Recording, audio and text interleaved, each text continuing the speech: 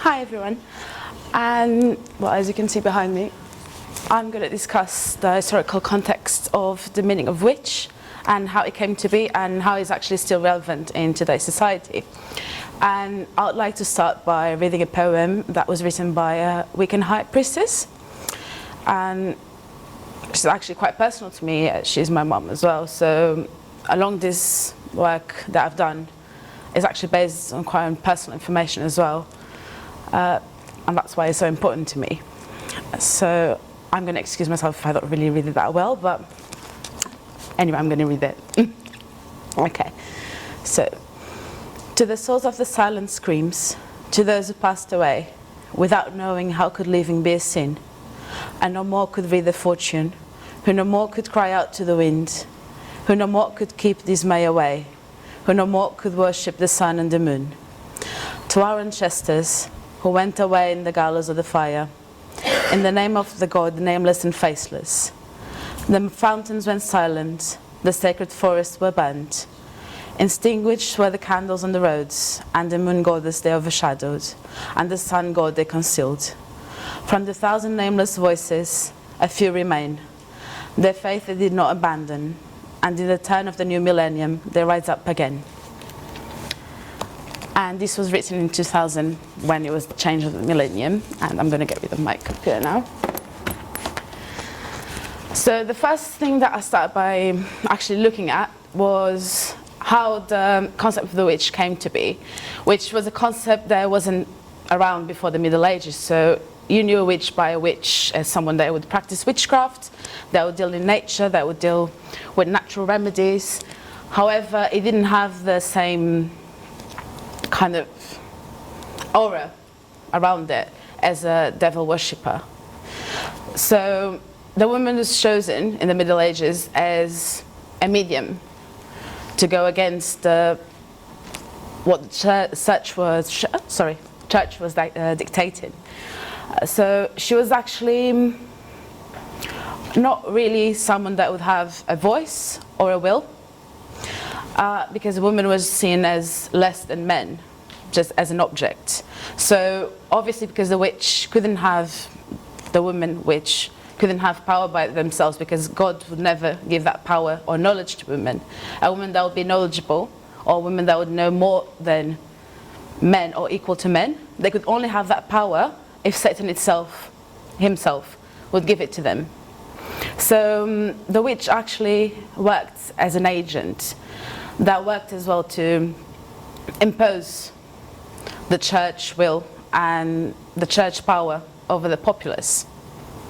So in times where maybe the faith was trembling a bit, because obviously we had the Black Plague, we had famine, we had everything happening, and people would not trust a God that would actually, how is it possible that God allows for these things? So God allows for these things because it's not God himself that is doing it, but it's by means of witchcraft, and it's devil and their minions that are working to undermine God's authority.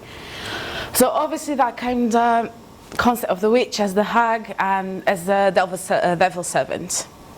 And I think that's the concept that people still have it today when they think about witches and when they think about devil worshippers.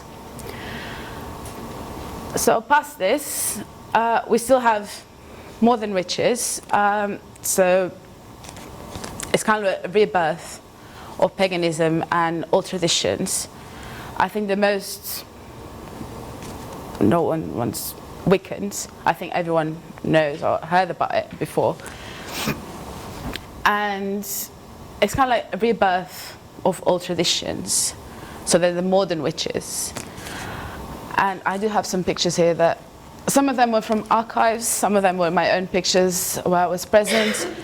And so the pictures that it shows because they symbolize Wiccan values and morals, where you have a duality in divinity. You've got both masculine power and feminine power as equal, and both important to the world and creation. And even if you see and you look at the wedding, they're performed by a high priest and a high priestess.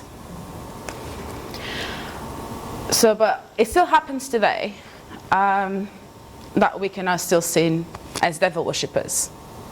And most of it comes from that idea that witches are devil's servants, which has nothing to do. So as you can see here, Wiccan is a pagan religion, but pagan is much older than Christianity itself, or that the church itself. And we don't really believe in the devil. We don't see it that way. So when it comes to Wiccans and nowadays, I feel like that concept of the witch that was created in the Middle Ages is still present, especially through media. And when it comes to not only cinema, but printed press, when it's done, sorry, I'm just a bit nervous. That's fine. Yeah. He's great editors. Oh, okay. So as I was explaining, you do have media that exploits the concept of the witch. It doesn't matter if it's right or if it's wrong. They do exploit it because obviously it gives you chills. And it gives much more audience than that if you go and say, oh no, actually, this is not how it works. They're not how they're actually like. Probably wouldn't get scared if you saw someone worship a god and the goddess in nature, but probably if you go and see a movie where someone's worshipping Satan and do cannibalism and, I don't know, killing someone, probably that would be much more attractive, I don't know.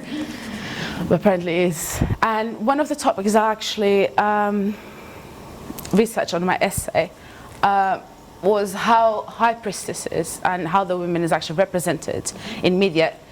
And in specific, this is a Supernatural magazine from the late 70s. So after that wave of liberation from the 60s like passed away a bit, we kind of come back to a patriarchal kind of view on things.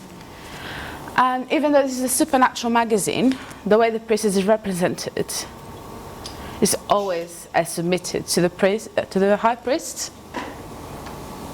So this is my mom when she was younger, when she was 17, and she was a high priestess for this church, and the power she had and the role she had was equal to the high priest. However, in this magazine, when you actually look into it, she's represented in a really naive kind of way, as if she was being leading instead of her leading. Even when, if you go back and actually see when it's with the sword, she quite looks as if she doesn't know really what she's doing, which doesn't really portray her like real as she was. And there's actually a passage from here that says, oh, a young priestess, like really young and beautiful, and that's not really what matters, but probably would bring more readers if she's saying that. And when you actually come to nowadays, I've got another example. I don't know if you've seen the new Chilling Adventures of Sabrina, which I know they did come together a bit on the second season, so I'm gonna. So second season, okay. But when this started, I was really, really annoyed because we're in 2000. Well, this was in 2018, and they do portray Wiccan rituals, and they do portray Wiccan values, and they put them as devil. And most of the traditions that are within the Wiccan faith, they're portrayed here as being to the devil, which doesn't really make sense. One of the things that doesn't really make sense is in the coven you only have a high priest, which is a man, which doesn't really make sense.